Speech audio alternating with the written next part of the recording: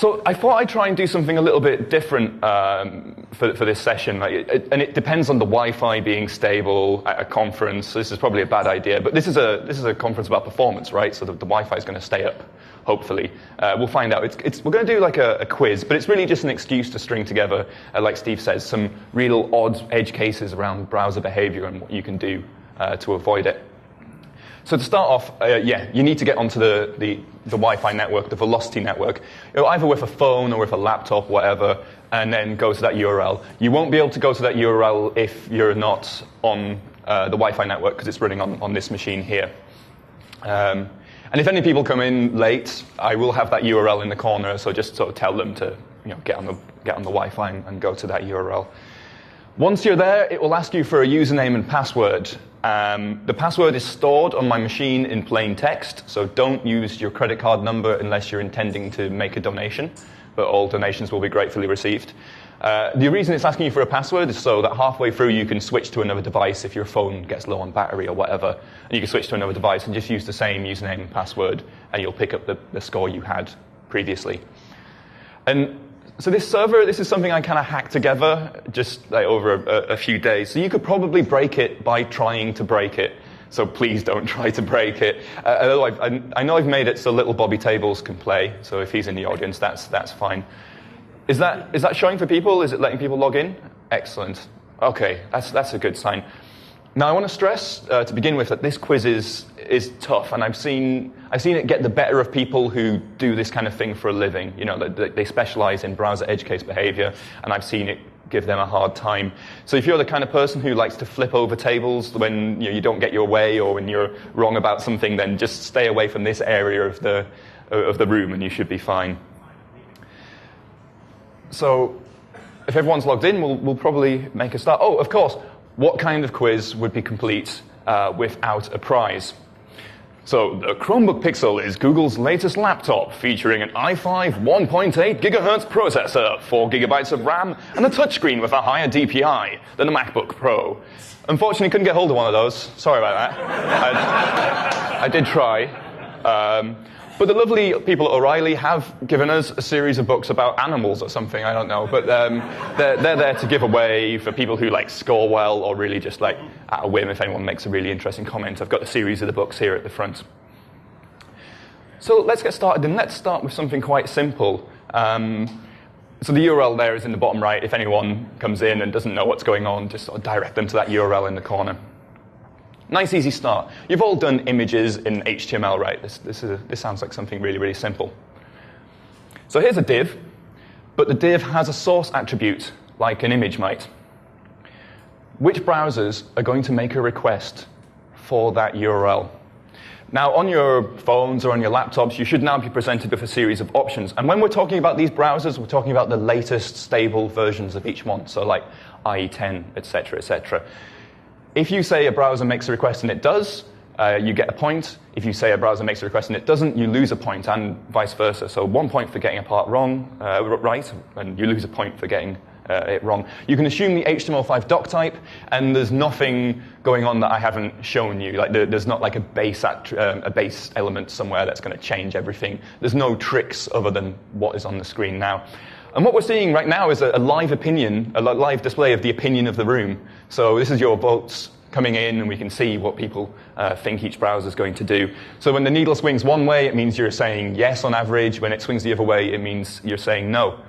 But each question, I am randomizing which way is which on the needle. So you can't just watch that and vote along with the room. But trust me, I've ran much shorter versions of this quiz before, and voting along with the room is normally the thing you don't want to do. Okay, so I'm going to close the question in 3, 2, 1. And we can see from this that you're sort of edging towards saying yes in every browser, maybe slightly more in Internet Explorer and Chrome. The answer here is no. None of the browsers are going to make a request here. That would be insane. No. But it's not actually quite as mad as it seems, because in XHTML2, you were allowed to do this. You could put a source attribute on anything, such as a div here, and the browser would replace that with the resource you specified. And it was actually the start of a really interesting idea, because it made the alt attribute redundant, because you could replace rich semantic content with an image, like replace a table with a graph or something like that. You could also put an href on anything as well, and it made the anchor tag pretty redundant as well, so you can make anything into a link.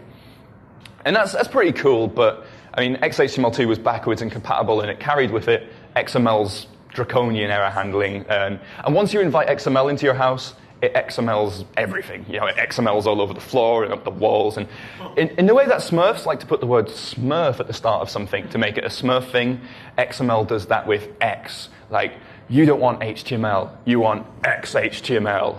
You don't want frames, you want X frames. You don't want forms, you want X forms. If you let XML take over your life, it will turn your boyfriend or girlfriend into an ex-boyfriend or girlfriend. And XML's cool with that, because, you know, you don't need a partner because you've got XML to look after you now. It seems fitting that in 2009, XHTML became an X specification. It was completely abandoned, and no browsers ever implemented that source attribute working on things such as divs or anything outside of the image element. Okay, what about this? To people who are just sort of walking into the room, if you want to get onto the Wi-Fi and connect to the URL that's in the corner, enter a username and password, and you can start playing along as well. So, what about this? Which browser is going to make a request for the image here? Now, notice that I have spelled the image element incorrectly, as in I spelled it IMAGE rather than IMG. Does the browser treat this like an unknown element, or does it do something special? I mean, XML was too strict to work for the web, we saw that, but is HTML this lenient? Or are the browsers simply more lenient than even HTML is? Or do the browsers do different things? So you can see sort of the answers sort of coming in. You've kind of got the same opinion across Chrome, Safari, and Firefox. You seem to be a little less sure about Internet Explorer. I wonder why you've got that opinion of the browser. I'm going to close the question in a second, so get your answers in. Just make a guess. I'm going to close it in 3, 2, 1. Okay, so you're edging towards no in all of the browsers. I guess in Chrome you're a little less certain. I wonder why that is. The answer? All of the browsers will make a request here. All of them. And they'll display the image as well. It's not just going to make the request. And so the reason for this is that back in the past, back in history, one browser vendor decided that IMG was hard for developers to remember, difficult for them to type, and that IMAGE, that should work as well. And we've been stuck with that ever since. Which browser vendor do you think we've got to blame for this bit of behavior? Yep, of course, you guessed it. It's Mosaic. Back in 1993, when they invented the image element, they did this. They aliased IMAGE, and people used it as well. A study in 2005, they looked at loads of pages across the web, and we found that 0.2% of pages were using this incorrectly spelled image element. And if you think of the size of the internet, you know, that's a lot of pages. So any browser that comes along that wants to work on the web as it is today, they're going to have to duplicate this alias and work with it. The WhatWG recognized this, and they added it to the spec. So this is the parsing specification, and we can see there's the step of, you know, if you encounter a start tag with name image, change it to IMG and reprocess it. Don't ask. And if you look at the source of the page, as an HTML comment after that, that's where all the studies are referenced, like the 0.2% of pages. But recently, this misspelled image element was used in a fairly clever hack. A guy called Alexi10 came up with this, and this is something you would use in place of a normal image element. And what it does is it loads SVG in browsers that support SVG, and it loads a PNG in browsers that don't. So a modern browser would parse it like this. It go, oh, this is an SVG element. That's cool. It's got a width and a height. It's 100 by 100. That's fine. Oh, that's not gone to the right place, has it? Oh, what's happened to my slides? I'll just talk through it. Never mind. I hope the rest of my slides aren't broken. So, yeah. So and then it finds the image element, and it thinks, oh, interesting. This is an SVG image, because in SVG, images are spelled IMAGE, they're spelled out fully. And then it's got a width and a height, and then it encounters this xlink href thing, and that's how you specify an image's source in SVG, because, you know, why should you have links when you can have xlinks? You know, let's do things the XML way. And then it encounters this src, which I should be pointing at, and it ignores it because it means nothing to SVG images. So the job's done. This browser is now showing an SVG. Whereas an older browser that doesn't support SVGs, such as Android 2 or IE8 and below, they will see the SVG element, and I don't know what that is. I'm going to treat it like an unknown element.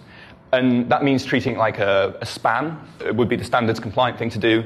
Internet Explorer kind of ignores it completely. And then it'll ignore the width and the height on the SVG because it doesn't mean anything. And then it will go to the image and go, the developer has misspelled image. That's okay. I can sort that out for them and correct it. And then it gets to this X-Link thing, and it's like, I have no idea what that means at all. Completely ignores it. And then it goes to the SRC, and it will load the PNG instead. So this is really nice because it's like it's this kind of non-JavaScript fallback way of picking either PNG or SVG. So we kind of got quite excited about this in performance circles, thinking, this is a really nice answer to the problem. The mistake we made is we didn't test it before we started tweeting about it. And a few of us did just that, and we found something interesting. So, which browsers? All of these browsers support SVG. Some of them download both. They incorrectly will request both the PNG and the SVG, even though they don't need to. Which ones do you think do that? As a clue, it's not all the browsers or none of the browsers. There is a selection of the browsers here that get it wrong and a selection that get it right. So this is a good question, this one, because I get to see which browser you trust least. And I'm really worried for Chrome right now.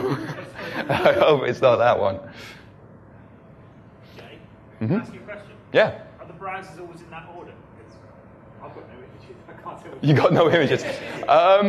That's a good question. Try refreshing the page and seeing if it comes up. If at any point you're not getting the question on screen, you can just refresh and it should load it from the server. Is anyone else not getting images? No one's getting images.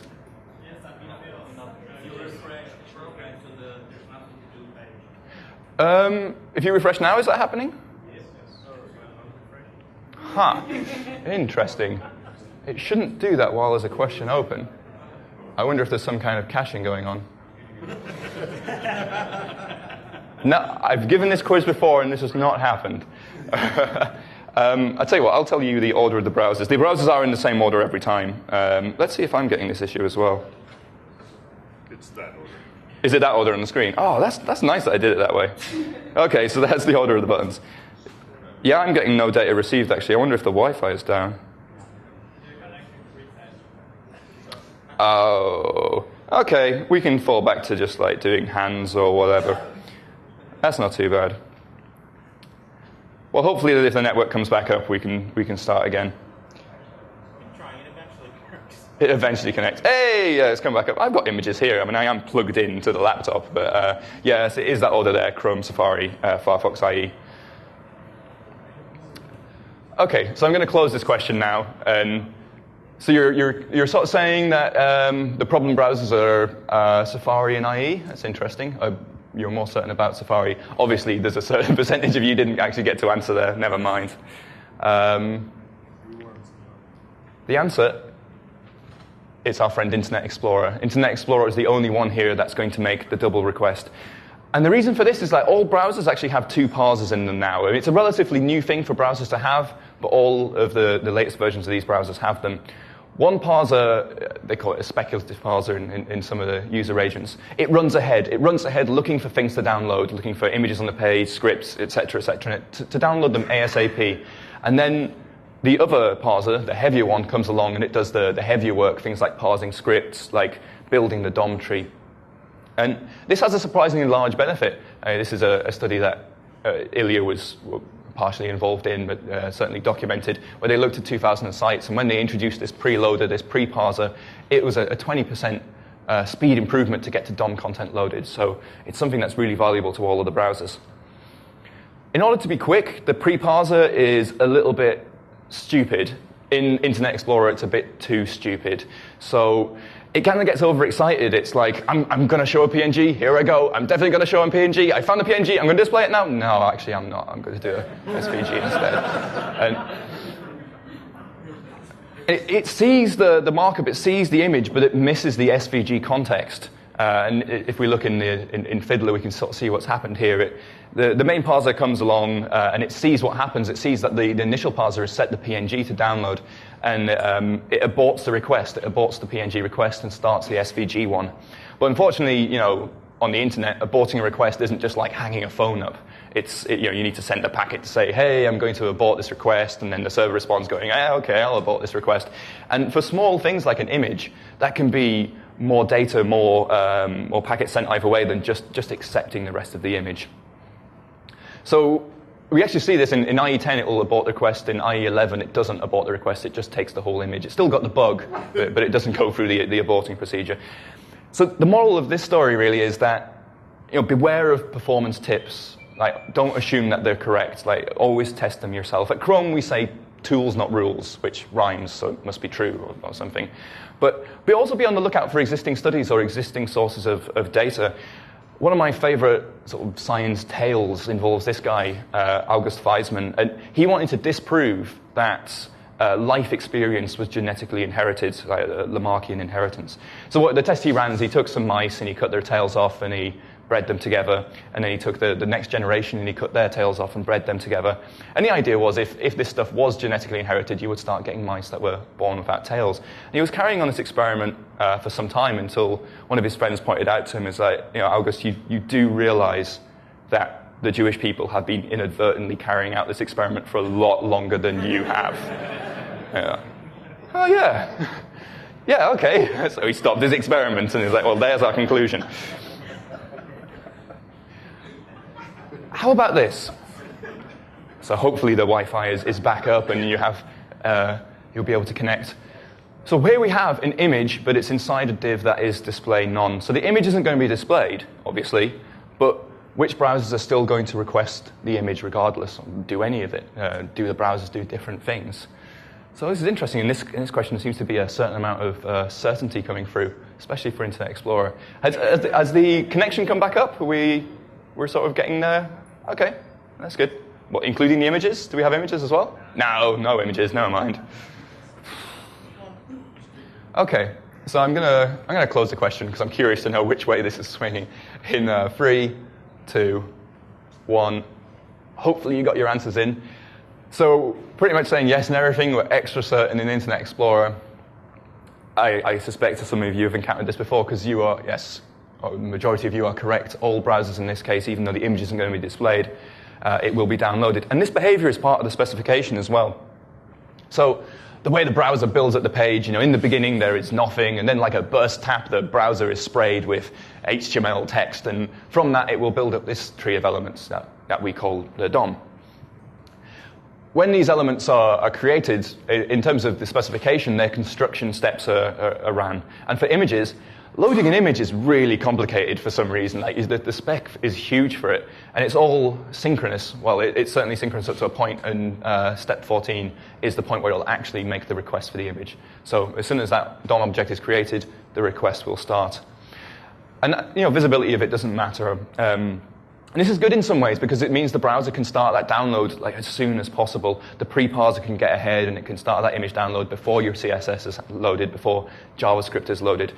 The downside is like when it came to trying to do responsive images, we couldn't really polyfill it because as soon as JavaScript gets hold of the image element, the original download has already started. So you've changed that source to something else. You're triggering a second download, and it's and aborting the first is going to be expensive, so the browser doesn't bother. This won't be a problem in the future because in the resource priority spec, we've got this new attribute called postpone. And this says, I want this to be a lower priority download, but also if the image is hidden, I don't want it downloaded. And also, the browser is free to avoid the download if the image is just obscured or if it's out of the viewport. And this is something we really, really need because people are currently doing this with heavy scroll listeners. And every scroll event, you're going and looking at the position of things in the DOM relative to the viewport. And that's really heavy computationally. It's also not great for mobile as well if you're on like a cellular connection, because the radio will fall asleep, and then you scroll down the page, and that triggers the download of more images, and then the radio has to wake up, and that's a huge amount of latency comes with that, and a huge amount of battery expense. On mobile, when the connection is open, it's better to just download stuff. You said that if, for example, the image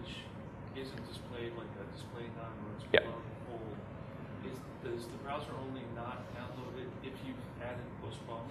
Yeah, so the question is do you only get this behavior with with the postpone attribute? Yeah, that's true. You would have to put the postpone attribute on the image element, and then that will trigger it to wait for layout to see if it's displayed none. But it also gives the browser the option to defer loading if it's just obscured or if it's further down the page. And this is great, to give the browser this kind of freedom, because it means the device can do the smartest thing given its network condition, given the type of device it is. And if a new type of device that comes out that has new network characteristics, you don't have to declare that out front. Hopefully the device will just see this property and it will do the best thing. But what if we are using CSS? We've seen that CSS is going to affect some of the loading. Does visibility matter here? So we've got a div, and it's got a background image. And it's inside an element that is displaying none. So once again, like the image thing before, it's not going to display on the page. But we saw with images that didn't matter. They don't care about CSS. But we're in CSS world already now, so does that mean it's going to pay attention to other CSS properties? Is it going to pay attention to other elements? Do the browsers do different things here? Does the spec mandate it? I'm going to close the question in 3, 2, 1. OK. As the quiz goes on, we'll see this happening more and more, that the questions just sort of drift into the center, where it's basically a 50-50 split on the answer. This quiz breaks audiences, essentially, and this is what we're seeing here. But we're seeing like a slight... there's a kind of opinion that, yes, that is still going to be downloaded, especially in Internet Explorer. No, none of the browsers are going to make a request here. And it's kind of a, I would say it's a sort of a good thing, but what about in this case? Very, very similar. We've got a background image on an element that's displaying none. So the difference here is it's not inside an element that's displaying none, it's on an element that's displaying none. Once again, it's not going to render. The browser doesn't need that image. But is it going to be downloaded anyway?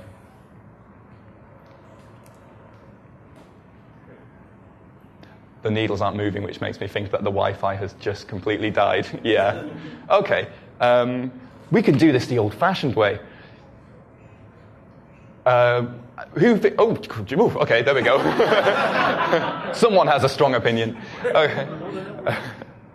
Is it still going? OK. Well, I think we're going to have slightly shaky Wi-Fi throughout it. Never mind. People who can't vote, who thinks the browser is going to make a request here, or the majority of browsers? So we've got a few. Who thinks it's not going to make a request? Yeah, so it's about 50-50, really. So I'm going to close the question in 3, 2, 1. So edging towards yes, especially in Internet Explorer. It's almost like you don't trust that browser, guys. Every time you've got a stronger opinion. The answer is most of the browsers will. Firefox won't. So finally, another question on the same theme.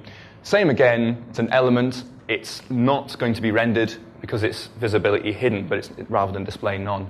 Does this change things? Which browsers are going to make a request in this situation? We've seen already that the majority of the browsers made a request with display none. Do they do something different here? Is Firefox going to continue to be smarter given the visibility of elements and avoiding downloads? What's going to happen?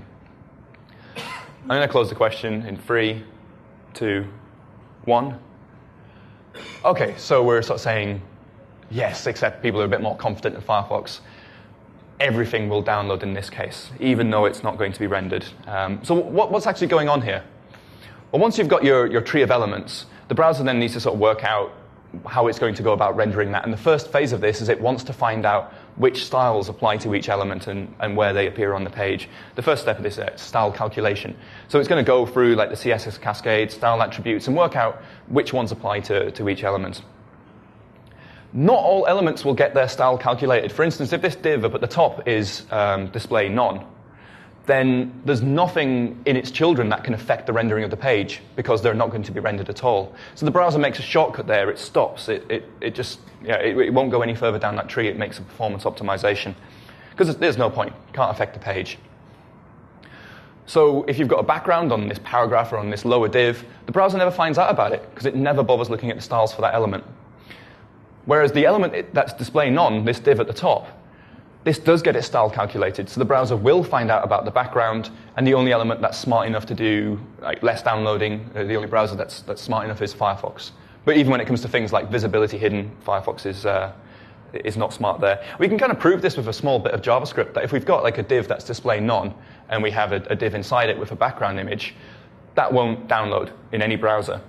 But if we did something like for a bit of JavaScript, if we did a getComputed_style on that inner element, then the browser has to look at the styles for that element, and it kind of goes, oh, and there's a background image here as well, and it starts downloading the background. That happens in all the browsers.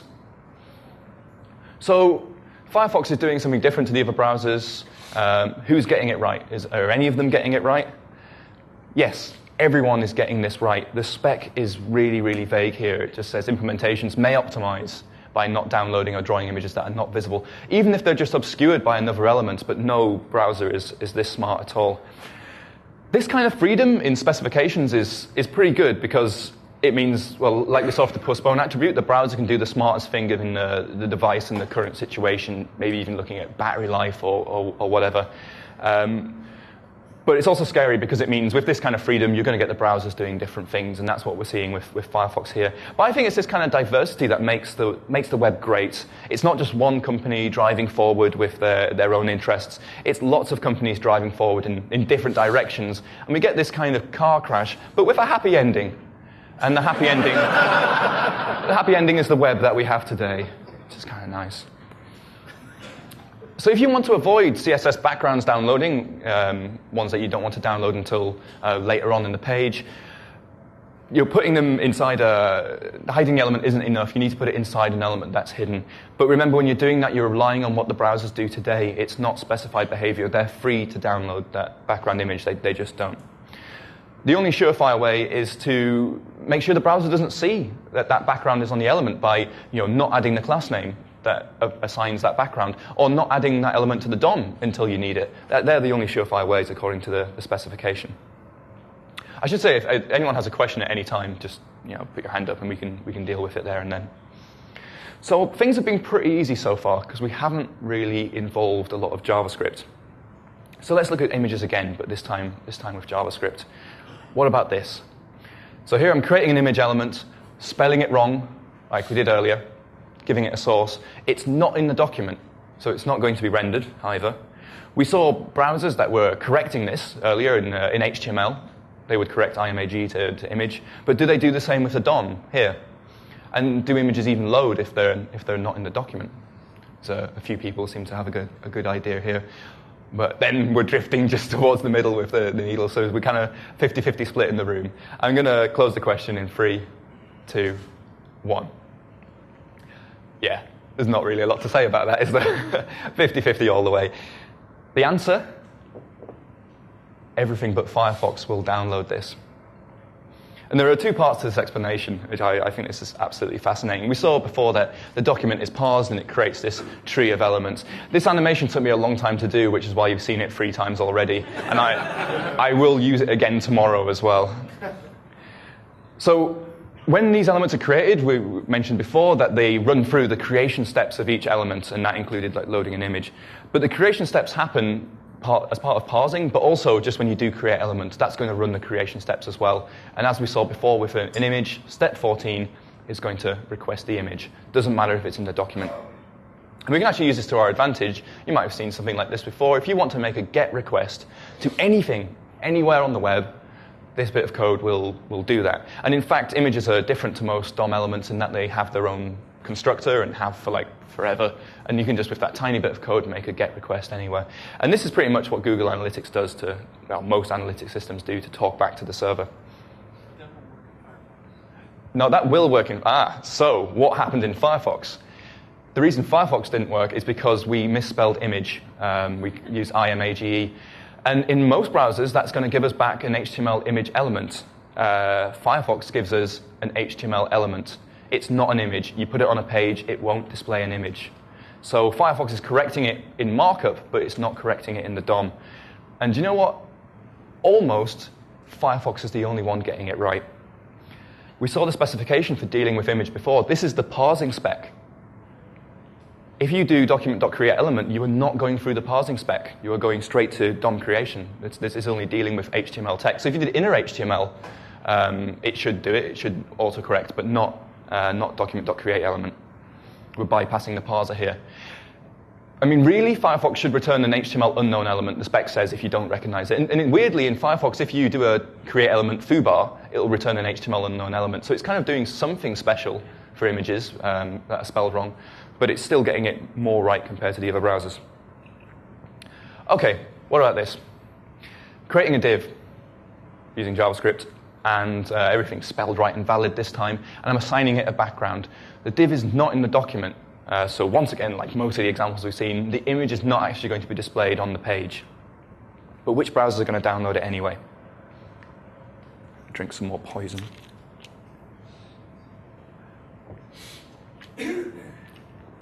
So once again, everyone's a little bit less sure about Internet Explorer. I'm going to close the question in 3, 2, 1. So yeah, div's not in the document.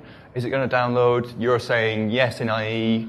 Well, yes in most browsers. Maybe a slightly different opinion in Firefox. That's interesting. I suppose Firefox has been different in the past few questions.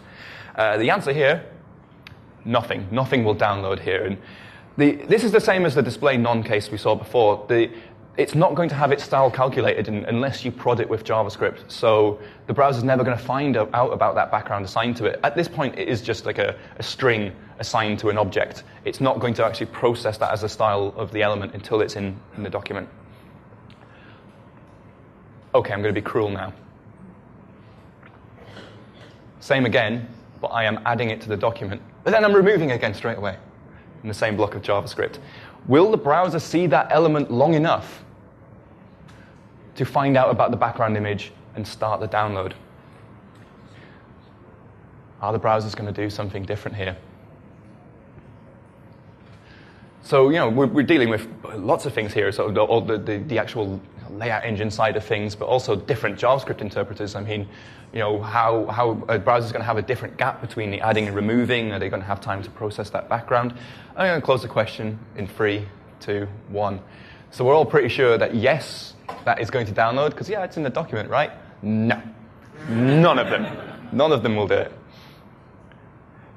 Ideally, that the browser doesn't want to think about the style of an element until it needs to. And one of the things that makes it need to is when it comes to rendering. Using JavaScript, it tends to be on the same thread as the painting, or we've come to rely on that, so all browsers are going to have to emulate that in future. You wouldn't expect a paint to happen halfway through some JavaScript. So it's going to block the main thread. It's not going to pick up. It's going to wait until your JavaScript is executed, and then it's going to look at what happened, and it's going to act upon that. Element's not in the DOM at the end, so it doesn't see the background. But what about this? Same code again, but in between adding and removing, I'm going to ask for the text content of the element. Now, the text content of the element is completely empty, so we expect that to give us an empty string back. But also, there is I'm not assigning it to anything either. So some JavaScript engines could just optimize that line away completely because it has no impact on what's going on in that block of code at all. So I'm going to close the question in 3, 2, 1. OK, so we're sort of saying yes in IE, less sure in some of the other browsers. No, none of them. Oh, come on! I am going somewhere with this, I promise you, but I am stringing you along for a bit. Getting the text content of the element, that's easy, right? It's just all you go through is just go through and get all of the text elements, the text nodes, get their value, concatenate it together. It doesn't need to care about styles or layout there. Go on. Can your score go negative? Yes. And in fact, the distribution, when I did a 20-minute version of this, and the distribution of scores was pretty much like 0 was the average. So don't feel bad. Don't feel too bad. OK, we're going to keep going with this kind of theme. Same again, but not text content, inner HTML. So we saw text content not creating a request, but what about inner HTML? The inner HTML is going to be the same as the text content. It's going to be an empty string because there is no content inside that element. But does the spec have something to say about that? Do one of the browsers go insane with this? Do all the browsers go insane with this? Who knows? Just pick randomly. You've probably worked it out by now. It doesn't matter what you know already. Just keep pressing buttons until the screen goes away. I'm going to close the question in 3, 2, 1. So we're saying no in all the browsers. There's a few smarter people in the room that are less sure about IE because Internet Explorer is the only one that will make a request in this phase. And the reason that Internet Explorer makes a request in this situation is because I don't know. There are some things in the world that cannot be explained, like why it takes 3 attempts to plug in a USB cable even though there are only 2 possibilities. Just some things can't be explained. This is one of them. What about this? So we're on the same theme again, this time in a text. So we saw inner HTML caused Internet Explorer to do something unexpected. Text content, no requests across the board. What about inner text? Is it different? Once again, like all the other properties we looked at, this is going to be an empty string because there's no content in there at all. And it's not being assigned to a variable or anything. I'm going to close the question in 3, 2, 1. That countdown's getting old. Sorry about that, guys. I'm going to do it for every question still. So we're saying no for everything. You're kind of learning what's happened in the previous questions. Oh, I'm so sorry. Everything but Firefox will make a request here. And do you know what? This actually makes sense in a weird way. There is a reason. There is a good reason for this. So let's say I make a div, and I give it a background image, and I give it some inner HTML, hello world, but world is inside another div. And I'm going to add it to the document. The text content of that is going to be hello world, like you might expect. But the text content, the inner text even, is going to be hello world with a line break in the middle. And, well, this is what it's going to be in Internet Explorer, Safari, and Chrome anyway. The reason for this is inner text isn't just the text content of the element. It's more like what would happen if you copy and pasted the element. So layout becomes a thing, because divs, well, certainly in this example, the div is block level, so it's going to put world onto another line. So if we run this code, what's going to happen is the browser's going to add the div to the page, and then we're going to ask for the text content. It's just going to concatenate the text nodes together. There we go. But then when we ask for the inner text, it's going to go, but inner text depends on the layout of the page. So I'm going to have to go and look at the CSS styles of this to see what layout it is. Oh, look, there's a background. And it downloads the background at that point. Firefox doesn't do it in this case because it doesn't support inner text. Inner text just returns in undefined. I know it's a bit tricky, but yeah, that was quite cruel. But usually the browser is going to defer looking up style information as late as possible, like just before rendering. But we forced it to happen sooner here by asking for inner text. Firefox didn't do it here, but if we used any of these other properties, except for inner text and outer text, Firefox would have made the request as well. This is a kind of behavior that we see in all browsers. So if you ask for the offset width, it needs to go and look at the element to decide, what's the offset width going to be, and it'll find the background at that point. And things like scroll position, that's going to trigger layout as well, because the contents of the element are going to affect what the boundaries of the scrolling could be. So if your scrolling is at 500, but then you hide all the elements within, your scroll position is now 0. So that's layout dependent as well. This might sound like a niche bit of knowledge to have in the browser, but if you understand this, you can do some really clever hackery. And if you ignore this, then you will be bitten by lots of weird performance bugs. And I'll talk about the bad side of it tomorrow, but I'll talk about some of the clever hackery you can do with it now. Think about this piece of code. It looks expensive, maybe, because we're taking the body, hide, show, changing the width all over the place. But this code is actually really cheap, because the browser's just going to stand back and watch what you're doing. You're essentially just assigning a string to a property. You're not actually affecting the style information yet. The browser's just going to look at you strangely like, what are you doing here? I'm just going to stand back and wait to see what the end result is. And then it'll act upon that end result. And so the final result here is like width auto, display block. So there's not really a rendering change. So it's a cheap bit of code. But this can lead to kind of unexpected things happening elsewhere. So here's a practical example.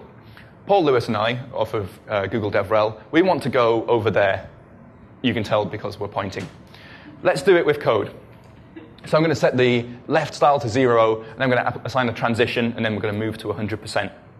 So we run that code, and off we go. Yay! We've succeeded with code. But if we run that code again, nothing happens.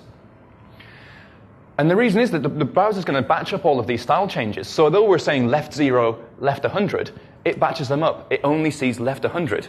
And then, so it's like, oh, I'm going to transition to left 100. But they're already at left 100, so I'm going to do nothing. You might have encountered problems like this before and used like set timeout with an arbitrary number to try and work around this. But what we actually want to do is we want the browser to see the style changes we've made after we set the first left, and then let it pick up the second ones in another step. And we can force this using one of those properties we saw before. If we just put a little reference into offset width, even if we're not assigning it, it's a getter, so it's going to actually run code underneath. It's going to trigger the browser to go and look at the styles and go, oh, they're at left 0. And then the next 2 lines run, and it goes, okay, now they're at left 100. So we can run this code again and again and again, and it just works. So that's using synchronous layouts and recalcs for good, but tomorrow you'll see the more common dark side of that. But anyway, doing this is a hack. It's a complete hack. You're relying on unspecified behavior when you do this. Our savior here will be the Web Animations API, which is still quite a volatile specification, but it's coming together, and there are polyfills and things. So instead of this buggy mess, you would do just this. It looks very jQuery-like. You just do your element.animate and give it a series of keyframes and then a duration, and it will work. And because it's got the from and the to, it will work every time, and you're not relying on unspecified behavior. And you can put more detail in with the timing as well, like specify easing. It's quite a nice API that they're developing. And this is just the tip of the iceberg as well. There's like synchronization and stuff in there. You can create a timeline, have lots of elements animating, synchronizing together. You can animate things that aren't CSS. You can create your own animations, your own easings. It's looking like a brilliant API. I hope we get it sooner rather than later. And also, you can kind of get this sort of control using request animation frame. You can drive your animation with JavaScript frame by frame.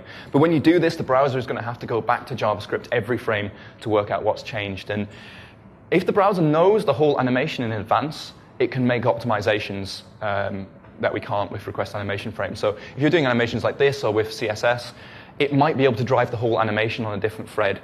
So if you're doing like a transform animation, it will put that on the compositor thread, and if any JavaScript runs elsewhere on the page, it won't block that animation. It won't hold it up. It'll hold up other JavaScript, but not your animation. So this feels like a nice halfway point. I know there's been sort of connectivity difficulties, but we can have a look at the rankings. And I will say before I do this that on all your devices you will see like the full leaderboard, but the names after place 10 will be anonymized because I'm nice like that. But we can see that the top 10. Who's the top one? Where are you? Would you like a book? Yeah. One about animals.